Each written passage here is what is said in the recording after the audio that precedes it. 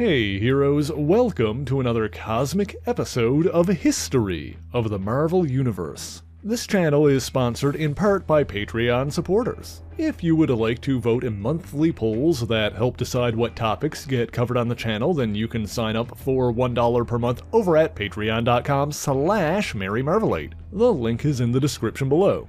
Billions of years ago, the universe as we know it was born in the wake of the previous reality's death, and with it the cosmic being known as eternity. In the cosmology of creation, eternity serves several roles, including the living representation of time, and together with his other half, infinity, the personification of reality itself. Eternity is also considered by some to be the embodiment of the universe's life forces and the celestial axis, a pattern of organic energy weaving through the fabric of the universe. Another notable cosmic entity for today's story is Oblivion, who has claimed to predate the multiverse itself. Oblivion, eternity, infinity, and death have been referred to as the four cornerstones of the universe, symbolizing the extremes of both time and space. Approximately 8 billion years ago, Eternity created Eon, a quasi-physical other-dimensional master of quantum energy. Existing in his own separate realm, an Eon-verse if you will, his true form measured about 6.9 million miles across, but he manifested in the physical universe through a pseudopod that was normally 20 feet in height, but has also been shown to be smaller when necessary. Eternity tasked Eon with the job of safeguarding the evolution of sentient beings, and choosing from among them a protector of the universe. In the ensuing ages, many such champions were chosen and outfitted with a powerful set of bangles called the Quantum Bands. These bands were created by Eon and connected to the Quantum Zone, a realm of vast potential energy. 5 billion years ago, the first protector of the universe to be appointed by Eon was Glakandar, the Stygian starbender. The quantum bands were also capable of taking different shapes, like when they were worn by Trantra the Trill, the first non-humanoid protector. The alien race known as the Kree referred to the quantum bands as the power bands of Rinn, and apparently got their hands on them at some point, even creating a similar pair, the Nega bands. Now, while Eternity had Eon, the cosmic entity Oblivion also had servants to carry out his will, including the Death Urge, a being composed of dark force energy who serves as the embodiment of self-destruction. Other powerful cosmic entities include the Celestials, the ancient space gods who 1 million years ago visited the Earth and created an immortal superhuman race, the Eternals. I talked in depth about the history of the Eternals in their own episode, so refer to that video for the full story, but we're going to quickly recap some relevant details here. 600 millennia ago, following a civil war among the Eternals, one group was exiled to the planet Uranus, where they converted a Kree outpost into an Eternal colony. There, the Uranian Eternals discovered the quantum bands in a Kree weapons depot. They also met with native Uranians who lived inside the planet and allowed them to stay, but forbade the colonists from ever returning to Earth. In 1934, a German astrophysicist, Matthew Horace Grayson, decided to flee the planet after his wife and daughter were killed when their commercial plane was shot down by the Nazis. After making contact with the Uranian Eternals, he built a rocket and traveled to their colony with his young son, Robert. In 1950, a 17-year-old Robert was given less powerful duplicates of the quantum bands and sent back to Earth to battle evil as Marvel Boy. The Uranian Eternals planned on using Robert to establish an embassy on Earth and begin the process of returning to their home planet. They also surgically transformed one of their own, an Eternal named Thelius, into a duplicate of Marvel Boy, and outfitted him with the real quantum bands, while Robert's memories and experiences were transmitted to him. However, the native Uranians considered the colonists' plans to be a violation of their pact and lashed out against them. This drew the attention of the Death Urge, who destroyed the colony's protective dome, killing everyone inside. Thelius awakened shortly thereafter, mentally addled and believing himself to be the real Marvel Boy. He began a journey back to Earth, but a freak accident threw him into suspended animation and delayed his journey considerably. Meanwhile, after losing contact with his father, the real Marvel Boy returned to Uranus and remained there for decades. And in those decades, Wendell Elvis Vaughn was born and raised in Fond du Lac, Wisconsin. His mother was a librarian named Lisa, while his father, Gilbert, was a brilliant physicist. However, Gilbert Vaughn was not a man who typically showed emotion and was often absent while absorbed in his work. When their parents' aloofness led to a divorce, Wendell and his younger sister Gail lived with their mother. Wendell made attempts to gain his father's approval, but his failure to do so resulted in him struggling with self-esteem issues and depression well into adulthood.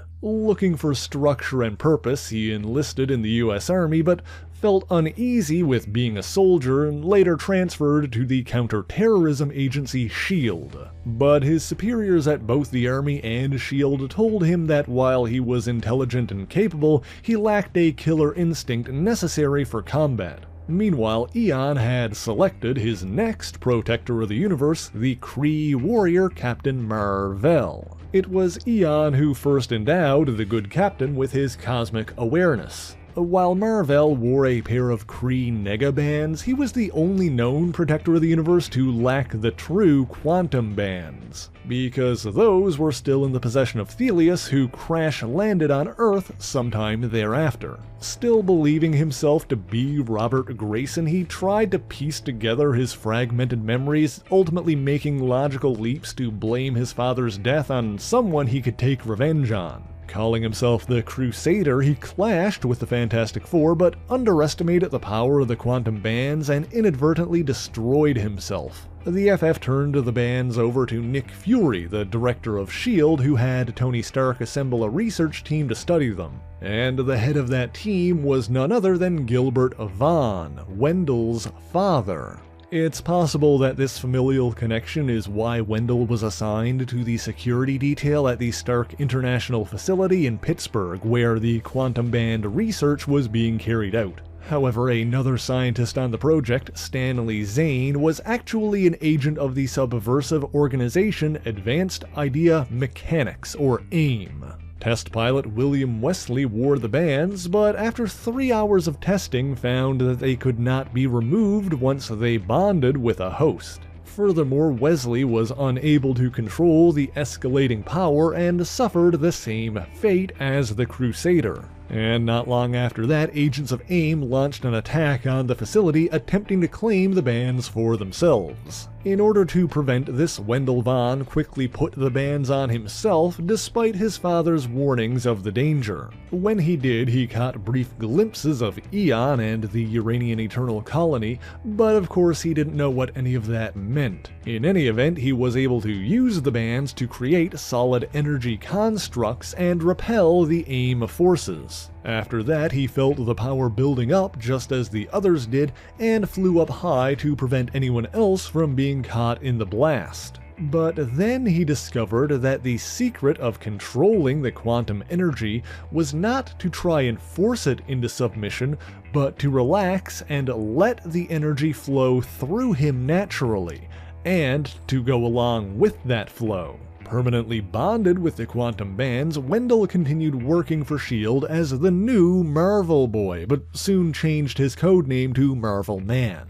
He trained under Sam Wilson alongside fellow super agents Texas Twister, Blue Streak, and Vamp. He also briefly fought alongside the Defenders after an unauthorized documentary invited others to join the team. He returned to his SHIELD training after that, but thanks to Captain America, Wendell soon learned that 2 of his squad mates, Vamp and Blue Streak, were agents of the criminal organization known as the Corporation. Texas Twister left, but Marvel Man helped Captain America rescue the Falcon from the head of the Corporation's West Coast division, Curtis Jackson, later known as the Power Broker. He subsequently clashed with the Hulk, who'd also been held captive by the corporation in his human form of Bruce Banner, but his confidence was shaken when a humiliating defeat was followed by onlookers laughing at the name Marvel Man. And so he decided to take a new name based on an initial theory on the nature of the quantum bands, and became known as Quasar. Meanwhile, Wendell's next assignment was as head of security at the alternative energy research facility Project Pegasus. There he met Ben Grimm, the Thing, who initially confused him with the Crusader. They soon became friends while Grimm worked as a security agent at the facility. They also worked alongside scientist Bill Foster, the second Giant Man. After his time at Project Pegasus, the Thing encountered a villainous, inhuman, deviant hybrid known as Maelstrom. Oblivion, the cosmic entity we mentioned earlier, believed that Maelstrom had great potential, and sent the Death Urge to observe him while posing as his minion. When Maelstrom lost his powers, the ability to absorb and manipulate kinetic energy, in a battle with the Thing and the inhuman royal family, the Death Urge killed him so he could resurrect in a cloned body. Quasar, meanwhile, devoted himself to his work and defended Project Pegasus from a number of threats. He started a relationship with psychotherapist Dr. Janine O'Connell, and the two were briefly engaged. But then there was an incident in which Quasar and most everyone else at Project Pegasus fell under the controlling influence of an ancient artifact known as the Serpent Crown. I talked about the origin of the Serpent Crown in my video on Atlantis and the Submariner, but the important thing for today is that it connects its wearer to the evil elder god Set, subjugating their will. And so Quasar and the Project Pegasus staff used a cosmic cube to gather more crowns from alternate realities, with the goal of merging them into a single giant crown that would allow Set to physically manifest on Earth. Well, that plot was ultimately thwarted by Doctor Strange, Spider-Man, The Thing, and the Scarlet Witch. Quasar felt responsible for failing to prevent the crisis in the first place and resigned from his position. Leaving his job and his relationships behind, he moved back home and fell into a depression for several months, until his mother Lisa convinced his father Gilbert to help. Aware that the original Marvel Boy had come from Uranus, Gilbert came up with the idea of Wendell traveling there to learn the origin of the quantum bands. Wendell agreed and was outfitted with machines that allowed him to hibernate for several years while making the long journey. Meanwhile on Earth, the Eternals and the Avengers battled Maelstrom, who had since resurrected. He attempted to steal the kinetic energy from the Earth's rotation, but was forced to absorb more than he could contain, spreading his molecules across the universe. However, his consciousness endured as an ephemeral entity floating in space, where he encountered Kronos, an Eternal who had ascended into a cosmic being about 500,000 years prior. Kronos was searching for the face of Infinity, one of those other cosmic beings we mentioned, and so from him Maelstrom learned of the cosmic abstracts that govern aspects of the universe. With this knowledge, he found another entity, Anomaly, and killed it, usurping its place in the cosmic hierarchy. As a result, Maelstrom was able to meet with Oblivion, and the two forged an alliance. Back to Quasar, upon finally reaching the planet Uranus, he found the ruined Eternal colony devoid of life. His despair drew the Death Urge to that place once again. While it was able to give Quasar some details about the Uranian Eternals, it could say nothing regarding the quantum bands. When the Death Urge then attempted to slay him, Quasar fought back against the overzealous Mercy Killer. Fortunately, he was rescued by Eon, who teleported Quasar away. By this point, his previous champion, Mar-Vell, had passed away in his battle with cancer, and so Eon endowed Quasar with a fuller understanding of the quantum bands and appointed him the new protector of the universe. With his potential unlocked, Quasar defeated the Death Urge, proving his renewed desire to live.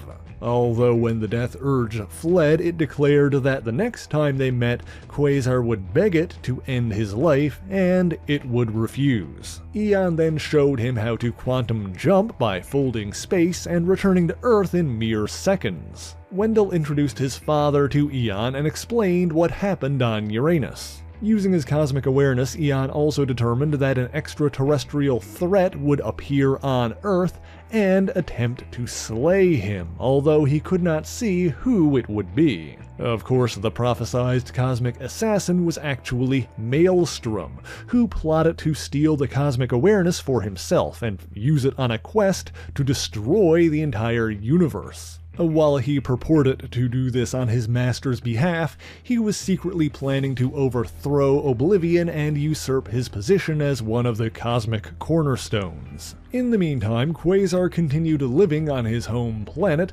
establishing a private security company in his civilian identity, which operated out of 4 Freedoms Plaza, at the time the headquarters of the Fantastic Four. One of the first alien threats he encountered during this time was the mad supernova Garthan Sol, who he fought alongside the Avengers. In the aftermath of that battle, Captain America offered Quasar a spot on the team. Wendell accepted, although his other duties made it difficult to make time for Avengers business. At Vaughn Security, he hired a secretary named Kayla Ballantyne, and the two slowly grew close. However, he found himself growing jealous when his father started spending more time with Eon than with him. Quasar subsequently befriended the new security chief at Project Pegasus, Blue Shield, the Eternal Speedster, Makari, and the Squadron Supreme of Earth 712. Meanwhile, Maelstrom plotted to drive a wedge between Quasar and Eon by killing Gilbert Vaughn.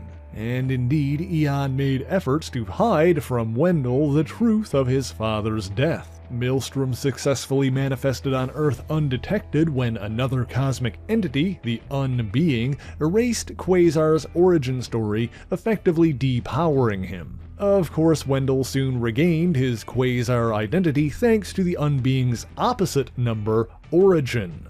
Origin also decided to redesign his costume, but the true purpose of that will become clear a little bit later. When Wendell subsequently learned that Eon had reanimated his father's corpse to conceal his death, he declared that he would no longer be his protector of the universe, although the quantum bands could not be removed while Quasar was still alive. However, Maelstrom needed the bands to reach Eon's realm and complete his mission, and so he did the only logical thing. Posing as a client for Vaughn Security under the name Malcolm Stromberg, he attacked Quasar and cut his arms off at the elbows. Still clinging to life, the mutilated hero was hung up and left to suffer. He again came face to face, so to speak, with the Death Urge who, as promised when they last met, refused to take his life. But then he was visited by the spirit of Captain Marvel, the previous protector of the universe, who had been sent by Eon to apologize for lying and offer him words of encouragement. Finally, he met with a lifelike energy construct replicating his father's consciousness. While this may not have actually been Gilbert Vaughn, it did allow Quasar to confront some unresolved issues. However, Wendell Vaughn ultimately succumbed to his wounds, with his own personal specter of death being the childlike Kid Reaper. At the same moment that Quasar passed away, his hands fell out of the quantum bands, allowing Maelstrom to claim them for himself. However, Quasar then manifested as an energy ghost and traveled to within Eon's true form. There he fulfilled Eon's final request, killing him in an attempt to foil Maelstrom's plans. However, he was too late, for the villain had already gained the power of cosmic awareness. Maelstrom continued his schemes, generating a galaxy-sized black hole and halting the natural expansion of the universe. Quasar, meanwhile, expected to fade into nothingness with the death of Eon, but persisted thanks to the intervention of Infinity, the personification of space. And so Quasar acted as the avatar of infinity, while Maelstrom did so for Oblivion, and the two battled in the quantum zone. They were evenly matched, but Quasar realized that when Origin changed his costume, she retroactively changed it throughout time, and thus the use of his old costume became a temporal anomaly.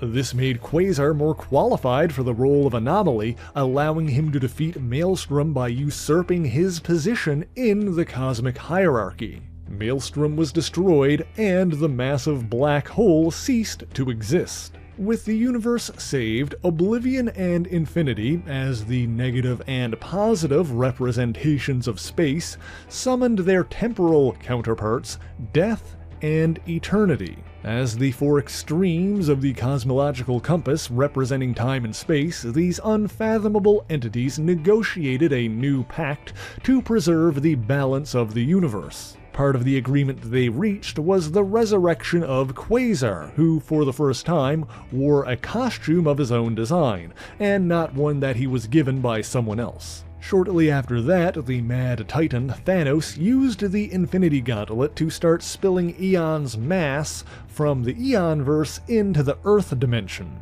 He also forced Quasar to battle simulacra of previous wielders of the quantum bands. While Eon had left behind an egg containing his daughter, Epoch, Thanos' actions prevented her from hatching. The unborn entity, however, was able to telepathically contact Quasar, who assisted in her birth. Quasar guarded over Epoch as her godfather, keeping her in the quantum zone until she was able to take Eon's place in the universe. After that, Quasar continued to be involved in a number of adventures both on Earth and in space. He was involved in the crisis surrounding the Infinity Gauntlet alongside Epoch and other cosmic entities, inadvertently wearing his previous costume. He was chosen by the supposedly perfect being known as Her to be her ideal mate, but we talked about how that turned out in the video all about Her. He visited a distant reality known as the New Universe and absorbed the cosmic tattoo, or the Star Brand, which is a whole other story that I really ought to cover someday. He was also involved in the events of Operation Galactic Storm during the Kree-Shi'ar War and much, much more. More recently, a S.H.I.E.L.D. agent named Avril Kincaid has donned the quantum bands and adopted the identity of Quasar. At the time of writing, Avril and Wendell are sharing the role and are able to switch off by striking the bands together, similar to how Captain Marvel and Rick Jones could trade places with the Kree Negabands. Maybe we'll talk about that someday as well if you guys want to hear more about Quasar, but that is all I've got for you this week. And so thank you so much for watching this video. If you enjoyed it, be sure to leave a like, subscribe to the channel, and share it on your favorite social media. As always, the issues referenced in this video are listed in the description below if you would like to read them for yourself, as well as links to other places you can find me, including my Patreon page where for only $1 a month you can get your name in these special thanks here. You can also vote in monthly polls that help decide what topics get covered on the channel. But that is indeed all I have for you today, and so until next time, true believers, Excelsior!